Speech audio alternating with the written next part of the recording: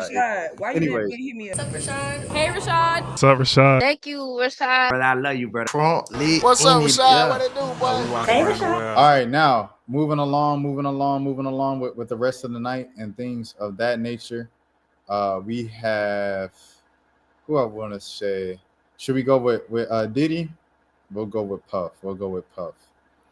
The Puff news. The Puff news today. Diddy sentenced to 50 months in prison.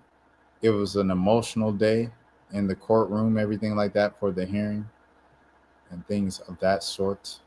Here it is. Diddy's crying. Ah! He's been sentenced to 4 years in prison. The judge said his history of abuse, drugs, and freak-offs outweighed his good works and called the evidence, quote-unquote, massive. And there he is. Diddy sentenced to 4 years in prison. Judge says the freak-offs and the hotel nights can erase the years of the A-word. So, Diddy's been officially sentenced. Am I surprised that he's going to prison?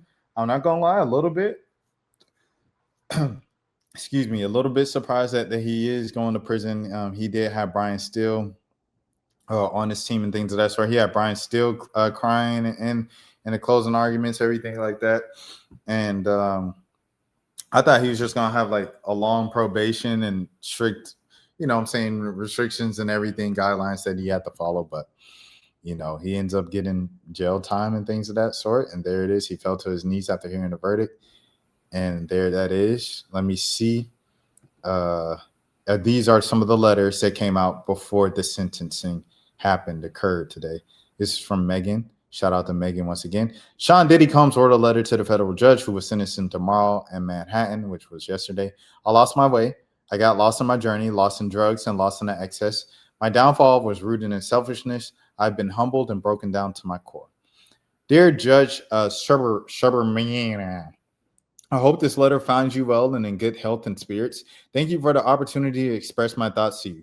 First and foremost, I want to apologize and say how sincerely sorry I am for all the hurt and pain that I've caused others by my conduct. I take full responsibility and accountability for my past wrongs. This has been the hardest 2 years of my life, and I have no one to blame for my current reality and situation but myself. In my life, I have made many mistakes, but I'm no longer running from them. I'm so sorry for all the hurt that I caused, but I understand that the mere words, I'm sorry, quote unquote, will never be good enough, as these words cannot erase the pain from the past. Over the past 13 months, I've had to look in the mirror like never before. My pain became my teacher. My sadness became my motivator. I have to admit my downfall is rooted in my selfishness. The scene and the images of me, Cassie, over and over, play in my head daily. I literally lost my mind. I was dead wrong for putting my hands on a woman that I loved. I'm so sorry for that, and I will always be. My domestic violence will always have a heavy burden that I will forever have to carry. The remorse, the sorrow, the regret, the disappointment, the shame. I'm coming home. Diddy Dirty Money. Out right now. Diddy in the band. Making the band. Danny the Kane. Day 72. Day 27. Yeah, I honestly feel sorry for something that I couldn't forgive someone else for. If they put their hands on one of my daughters, this is why it's so hard for me to forgive myself. It is like a deep wound that ends an ugly scar. Your Honor, I thought that I was providing for Jane concerning her and her child, but after hearing her testimony, I realized that I hurt her. For this, I'm deeply sorry. I lost my way. I got lost in my journey, lost in the drugs and the excess. My downfall was rooted, in my selfishness. I've been humbled and broken down to the core. Jail is designed to break you down mentally, physically, and spiritually. Over the past year, there have been so many times I wanted to give up. There have been so many days where I thought I would be better off unalive. The old me, it was unalived in jail, and a new me was born. Prison will change or unalive you. I choose to live. And here it is. Every day of my incarceration, as difficult as my circumstances currently are, I've made the best time of my life by reading books, writing, working out, or therapy, obtaining the tools and knowledge to deal with my past drug abuse and anger issues. Here we are. I've been putting in the work and working diligently to become the best version of myself to ensure that I never make the same mistakes again. Oh yeah, man. Yeah, man. Shouts out my boy Jordan in the building, man. Jordan in the chat. What's happening, Jordan? He said it took so long to actually sentence him. Yeah, man, all those tears, bro. Where we at? I realized that I'm in a situation where no money, no power or fame can save me. Only God can save me. My grandmother used to teach me that God makes no mistakes, that everything he does is for your good. I believe that in a bad situation, it can be used for good. Although this situation has been the hardest and the darkest time of my life, good things have come from my incarceration. For starters, I'm now sober for the first time in 25 years. I've been trying my best to deal with the drug abuse and anger issues, and I take accountability as well as the positive steps towards healing. One of the most beautiful things that I've experienced is being asked my fellow inmates to teach and mentor them. They wanted to learn how to become a successful businessman. I was inspired by their hunger and desire to learn information, not only to set goals, but to achieve any goal or dream that their hearts desired. I started teaching a 6 week program called Free Game, a title given by fellow inmates, which I was able to have been approved and sanctioned by the Bureau of Prisons. I don't just teach about my success, I also teach about my mistakes and failures. It has been truly a blessing to do something positive in a negative situation.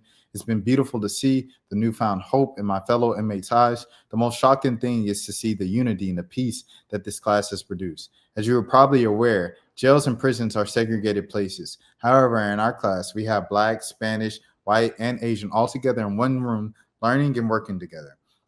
We even have an interpreter for the Spanish speaking inmates.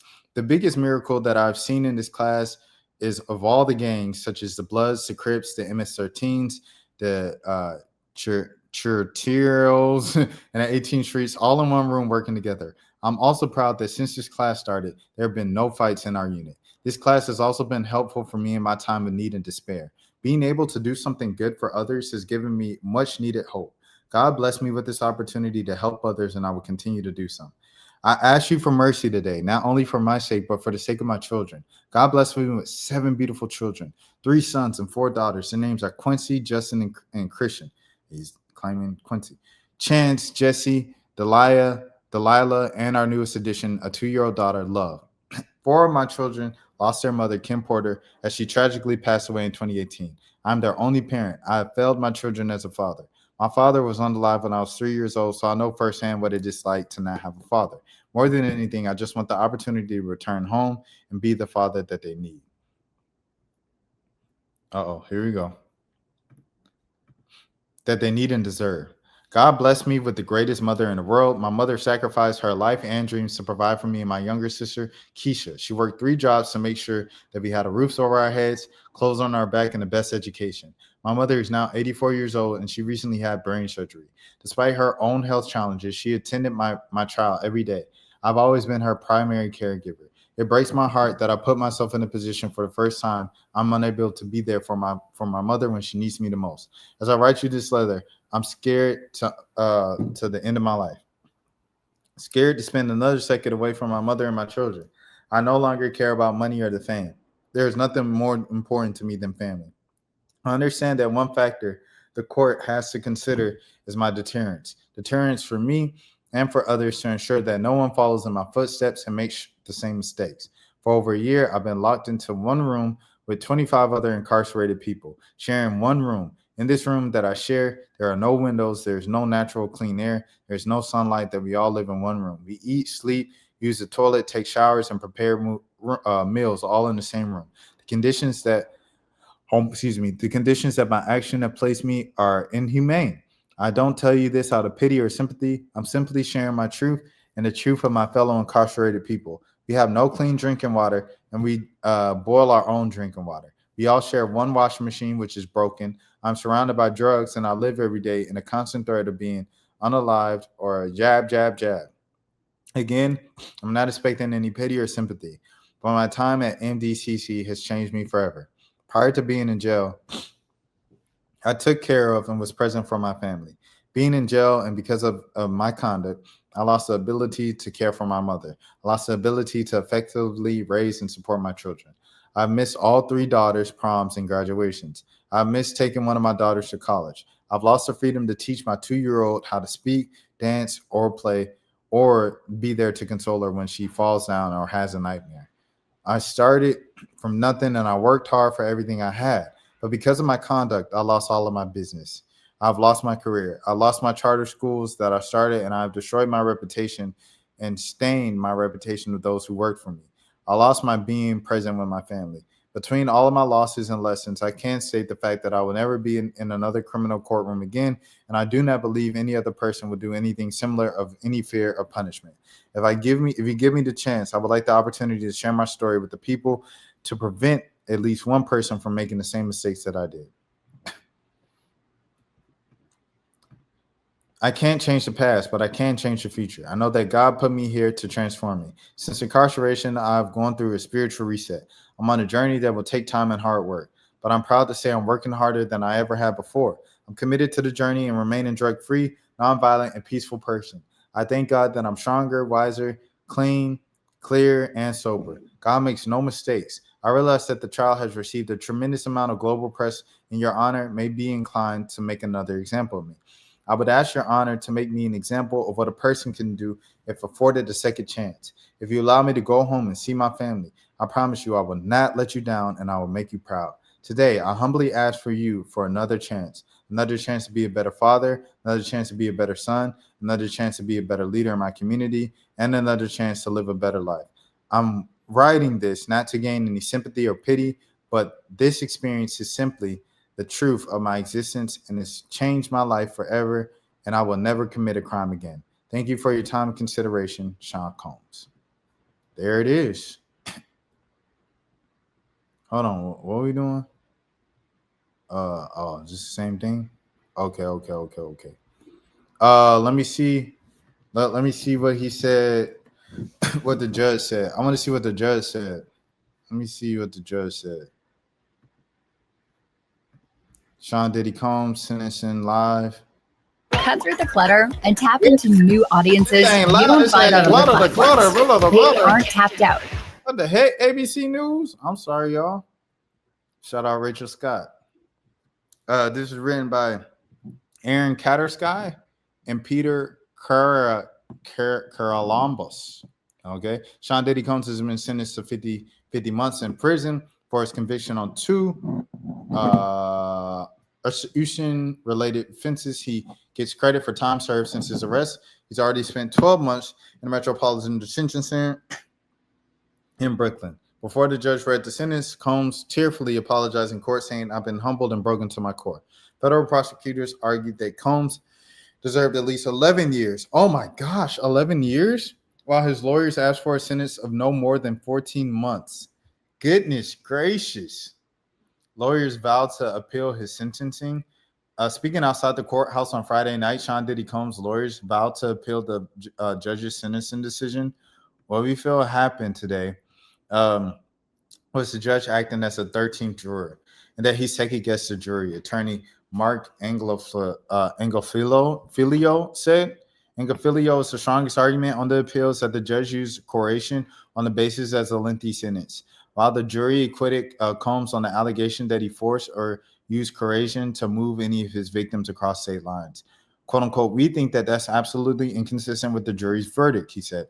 The jury's verdict was resoundingly clear. There was no trafficking, there was no racketeering, everything was consensual, everything was adult, which is why he was convicted only on the extradition offense. Attorney Brian Steele called, "quote unquote, today a very bad day for everybody." "Quote unquote, there is a human being now in custody for 50 months long. Hold on, let me change the camera to myself. Give me a second. Let me change the camera to the webcam. Hello, everybody. Okay. There's a human being now in custody for 50 months based upon the conduct that the jury heard, the jury resolved, and the jury rejected, he said. Jury says Combs, "quote unquote, got off easy." Oh, man. Juror said that in his sentencing. One of the jurors from the Sean Diddy Combs jury is reacting to his sentence, saying that the music mogul got off easy. Combs was sentenced to over 4 years in prison and a conviction of two offenses. Oh, he said, "What is this?" That's funny. Offenses. He would get credit for 12 months. He's already served, as well as be fined for $500,000. "Quote unquote, I think he got off easy. I'm surprised that the judge was that lenient," the juror told ABC News. "Quote, I think 10 years would have been more appropriate." Oh my gosh, she's so many more civil suits filed against him, so he would be in and out of court for years. "I'm sure he will have to pay many more fines too," the juror said. Cassie Ventura speaks out. Doug Wigdor, an attorney for Sean Combs' ex-girlfriend, Cassie Ventura, said in a statement, quote unquote, while nothing can undo the trauma caused by Combs, the sentence imposed today recognizes the impact of the serious offenses he committed. Quote unquote, we are confident with the support of her family and friends, Ms. Ventura will continue healing, knowing that her bravery and fortitude has been an inspiration for so many, Wigdor said. Judge addresses Combs, light at the end of the tunnel. District Judge Aron Sherbermanian is now speaking to Sean Combs to encourage him that there is, quote unquote, a light at the end of the tunnel despite the lengthy sentence. Quote unquote, Mr. Combs, I know you feel like you're in a dark place right now, but these crimes were the serious ones, Judge said. Mr. Combs, you and your family are going to get through this. There's a light at the end of the tunnel. When leaving the courtroom, Combs turned to his family and said, I'm sorry, I love you. Combs sat expressionless when the judge read the sentence. Sean Combs sat expressionless in the seat when the judge issued his sentence. Hold on. Let me make sure this is right, too. Oh, it wasn't even. See? I was tweaking. It wasn't the microphone. I thought it wasn't on the microphone. Sean Combs sat expressionless in the seat when the judge issued his sentence. His hands were clasped in his lap, and he dropped his head slightly. The judge went on to thank Cassie Ventura and Jane for their testimony. You stood up to the power, quote unquote, the judge said. The number of people who you reach is incalculable. He gets credit for fine $500,000. Dang, he lost $500,000 and the lawyer fees, and he got 4 years in. Sheesh.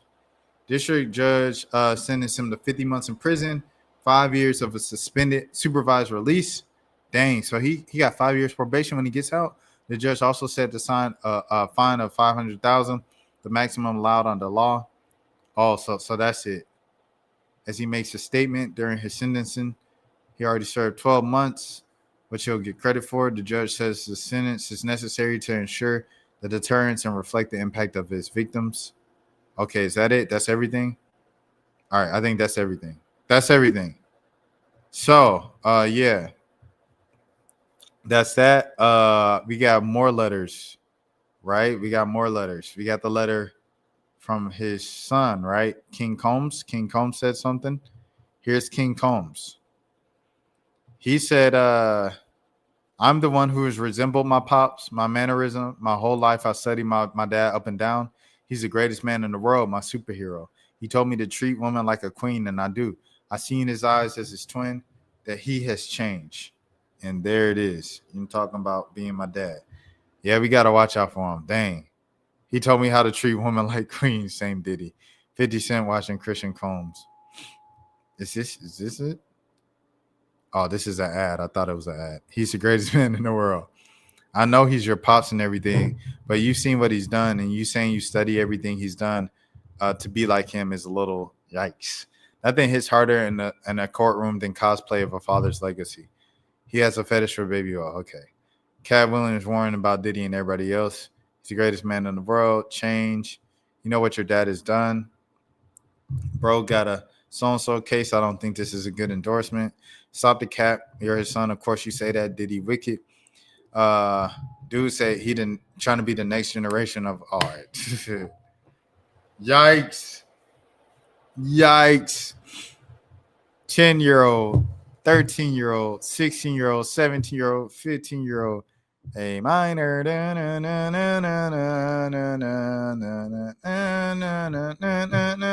Not like us age so well, bro. I ain't gonna lie to you. Once upon a time, all of us are 10 chains. Homie still double down, calling us a slave. Atlanta was a rebel, building railroads and train. Bear with me for a second. Let me put y'all on game. Every time pop, puff, but everybody's on trial. All right, anyways, let me see what Brian Still said.